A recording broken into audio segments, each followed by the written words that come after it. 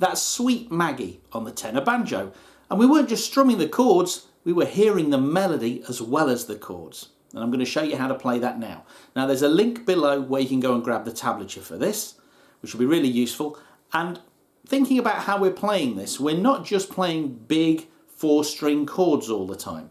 So we have to develop our right hand pick control to make sure that we're playing just the strings required, but at the same time we still keep a nice swinginess to it. If we try and do this in a very mechanical way, it's going to sound robotic. So we need to keep a nice swing going. So we'll talk about that as we step through it. But first of all, let's just find our way through the song. It's a very simple song, and if we just play it with the most basic open chords and I sing a verse, you'll get an idea of how this goes. In fact, if you want to hear the whole song, I did a soprano and baritone ukulele play along. There's a link up at the top now, and it's in the same key as this. So you'll be able to play along with that, either just strumming the chords I'm going to show you now, or doing the full chord melody part. So if I just sing through it and show you the chords, and we'll count out the bars, you see it's really quite a simple tune to play. I'm going to play a G, like this.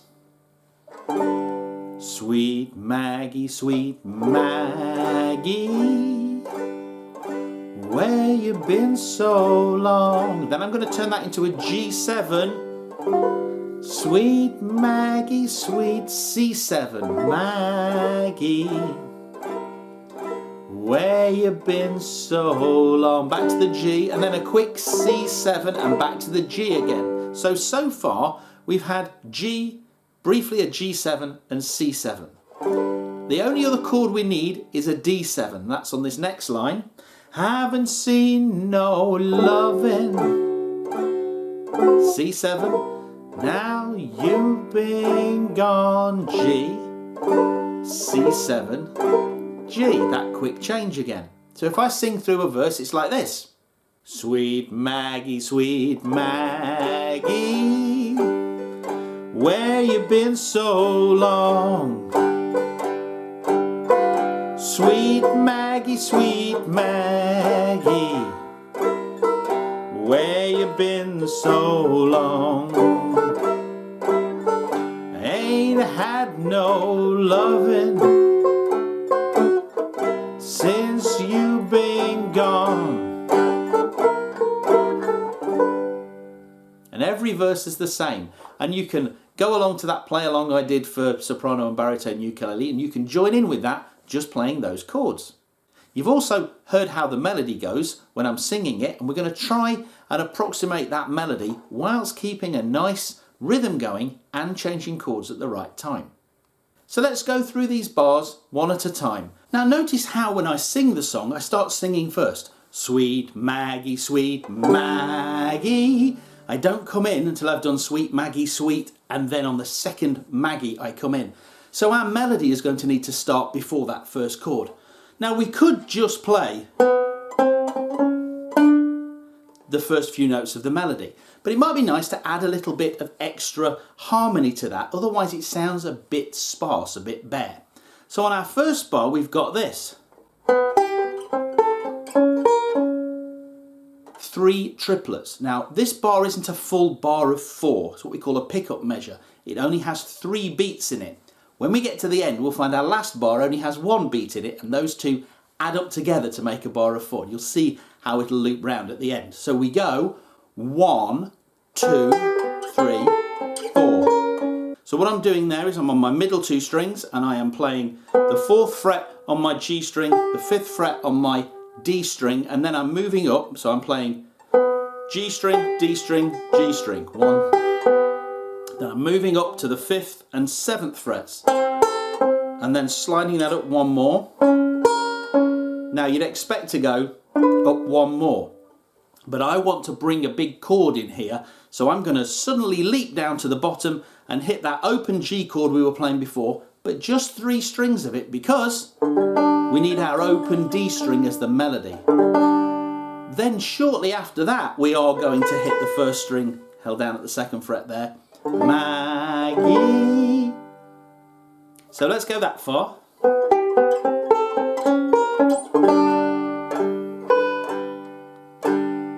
Now that second bar is really easy, but it illustrates perfectly what we're trying to do here. We're trying to keep this chord keeping time, but we've got to fit melody notes around it. And one of those melody notes is our first string at the 2nd fret, but it doesn't fall on a beat.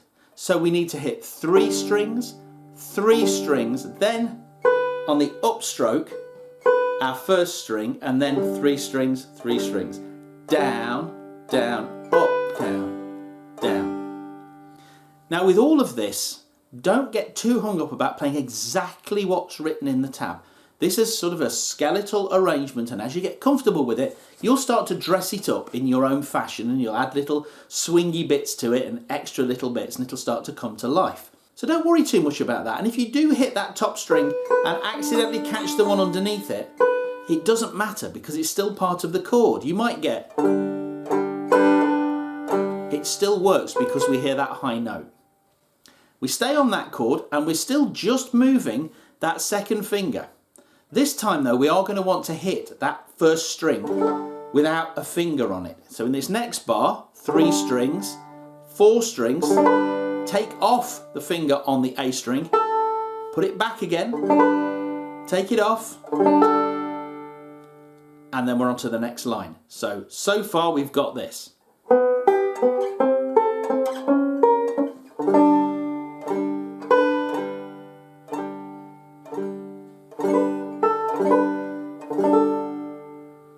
We haven't had to do a lot of moving with our left hand at all.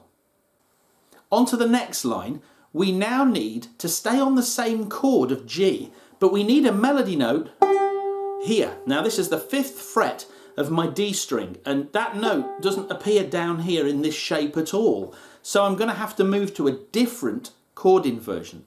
I'm going to play the 2nd fret of my C string, the 4th fret of my G string, and my little finger is playing that melody note on the 5th fret of the D string. And I'm not playing the first string because there's my melody note, and I want my melody note to be the highest note. So I'm playing that on my index finger, ring finger and little finger. And for the rest of this bar, you see I'm just playing 2 strings for the next 2 beats because I want to try and let that melody note ring and just keep the rhythm going underneath.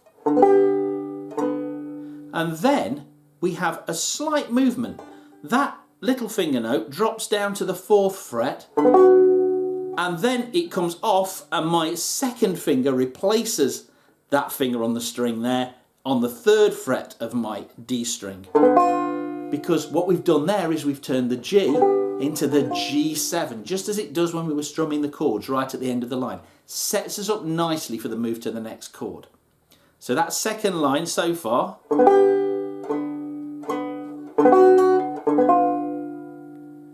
And then we can stay on that G chord, and if you look at it, it's got the 2, the 4 and the 3 all the way through the bar. The only difference again is whether we're playing that 2nd fret on the 1st string or open.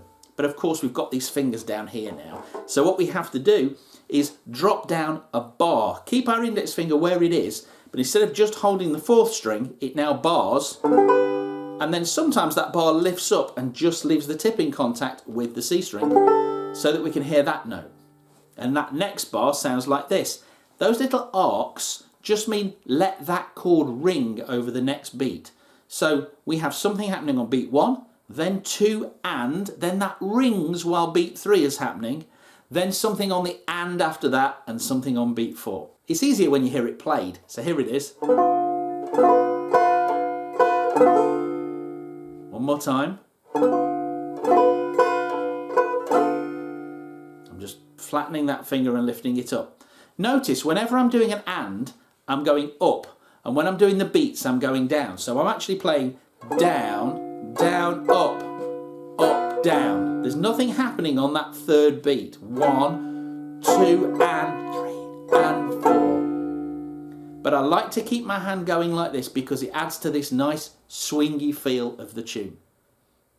Let's play the first couple of lines of the tablature.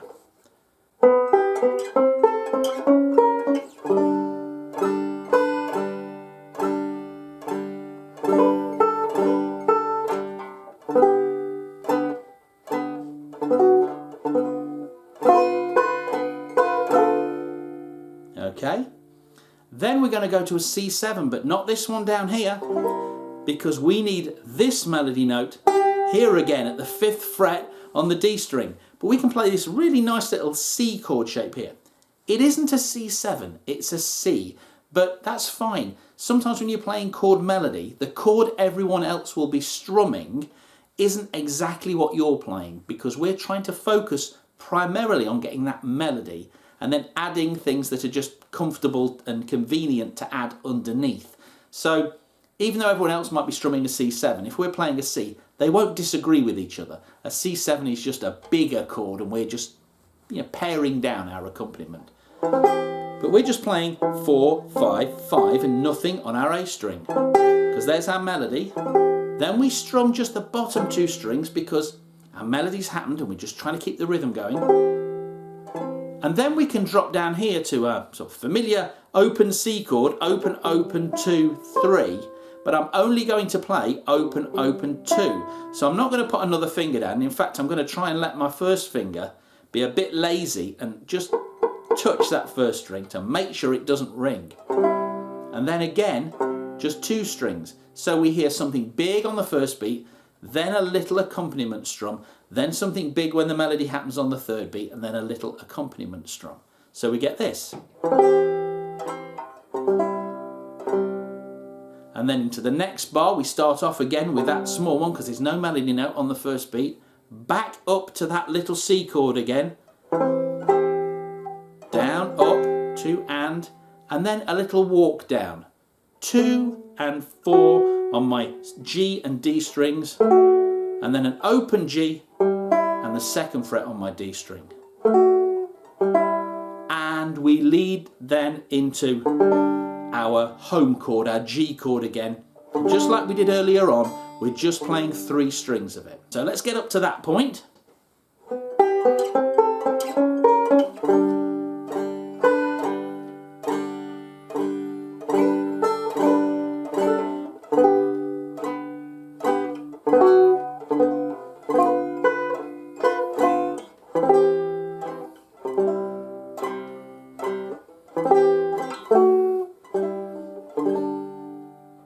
Okay, then we've got that quick change. When we were strumming the chords, when we got back to that G, it went to a quick C7 and back again. There's no melody happening there, so we can just do that exact same thing. I'm going to keep it to 3 strings because then it doesn't give us that high note and make the listener think that there's something happening melody-wise. So I'm just moving to open, 3, 2, nothing on my first string, and back to the G again. So that bar just goes G, G, C, 7, G. Then we have something that we've done before. We're playing that 3-string G. When we play 4 strings, we're going to want that 2nd fret note on the A string. And this partial 3-string G that we had before, 2, 4, 5. And that's leading us to the D7 that we've not had before. But we're going to use the same shape that we had for our C, 4, 5, 5, but we're going to slide it up 2 frets to 6, 7, 7. C, C sharp, D. And this happens, 3 strings, and we hit that top note of them on the 2nd string twice. Down, up, and then just a couple of strings to fill in the rest of the bar. So far in this last bit of the tune we've got, there's that little move, and then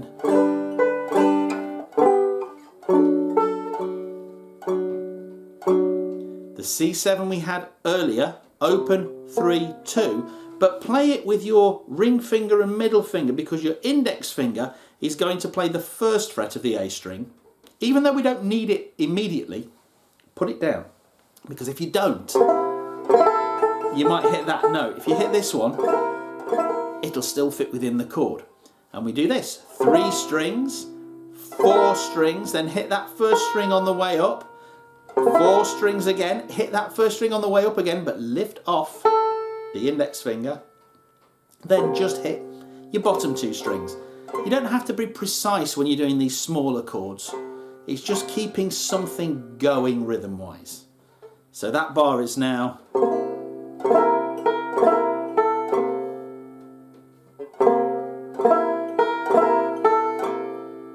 And then we go to this G. We've had this pattern before. 2, 4 and 5. And then the little C7, open 3, 2. And that G.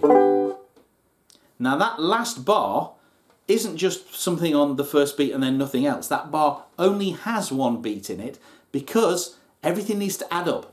Remember, our first bar had nothing happening on beat 1. It only had 3 beats in it, the 2, the 3 and the 4. This last bar only has the 1, which means when you get to the end, you can immediately carry on. It loops round back into the first bar. So you would get this at the very end, last 2 bars. 1, 2, 3, 4, and you're back round again. So let's play through the whole thing super slowly, and then we'll look at how we can sort of loosen it up a little bit and make it sound more natural and more musical. Here we go. 1, 2.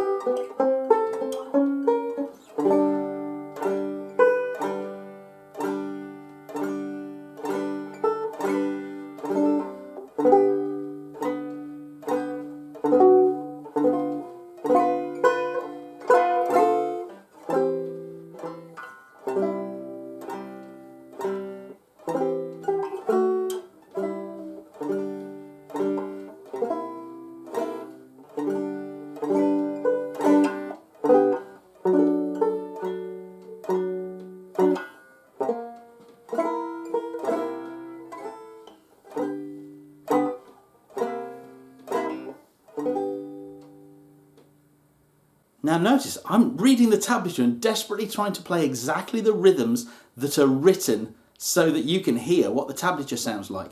But if I were playing this in a real life situation, you might get something a little bit more like this.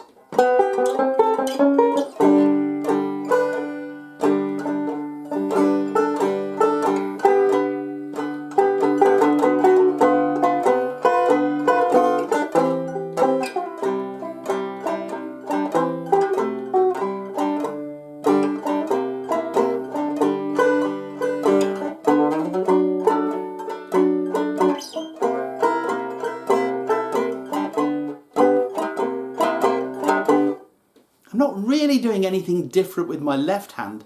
I'm just letting this hand be a bit looser, catch a few extra beats. So instead of 2, 3, 4, I'm going 1, 2, 3, 4. Just a bit swingier and a bit looser. And maybe pushing a few of those melody notes so they don't all land exactly on the beat. Some of them are a little early, just to make it sound more natural. But once you've got the tune under your fingers, you can really start to develop that, and it's a great exercise for getting this pick hand nice and loose, no big strums, all nice small strums, swinging and keeping that nice rhythm going. This one should be a bit of a challenge, but fortunately, unlike a lot of the strumming patterns on the tenor banjo, there aren't any really nasty big stretches in this one. I hope you've enjoyed this, and I'll see you again soon. Bye bye.